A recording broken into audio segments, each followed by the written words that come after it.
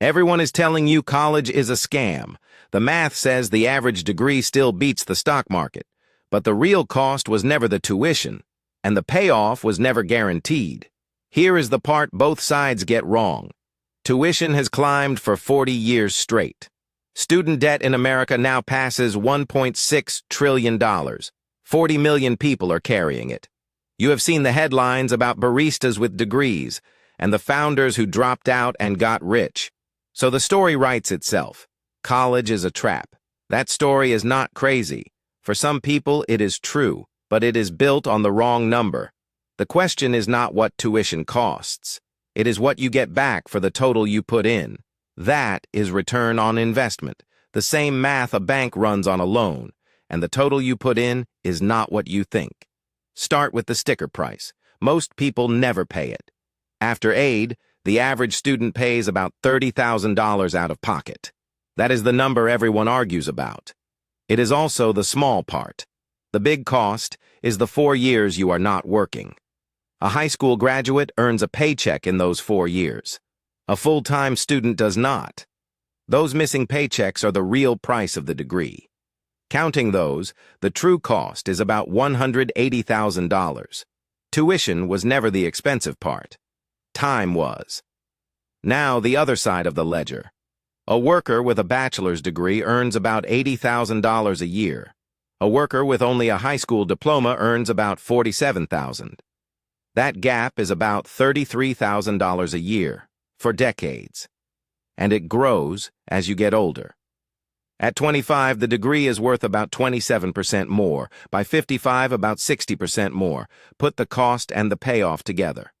The Federal Reserve did exactly that. The typical bachelor's degree returns about 12.5% a year. The stock market has returned about 8% over the long run. The average degree beats it. That is the number the scam story leaves out. And it holds even when college is expensive. Pay full sticker price with no aid. The return drops to about 10%. Choose a pricier school and live on campus. It drops to about 9%. Still above the bar for a sound investment. So why does college feel like a scam to so many people? Because 12.5% is an average, and an average hides who wins and who loses.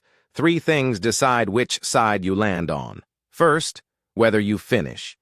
The entire return assumes you graduate. About 6 in 10 students finish within 6 years. The rest can carry the debt without the degree. That is the worst outcome of all. You pay the cost and get none of the payoff.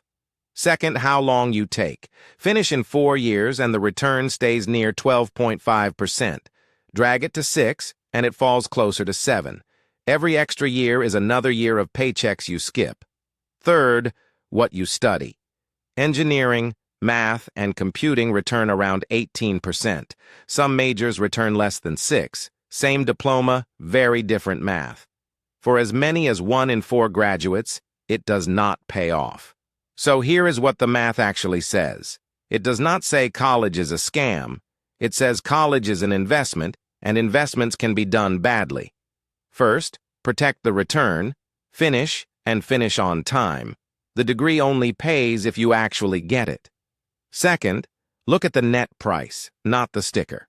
Every school publishes what students really pay after aid. Do not borrow more than the degree will pay back. Third, weigh the field before you give it 4 years. The major moves the return more than the school name does. College is not a scam. Paying full price for a degree you never finish is. Borrowing for a field that pays less than the loan is. But the average degree finished on time still clears the bar. The scam was never going to college. It was paying for it and walking out without the thing you bought.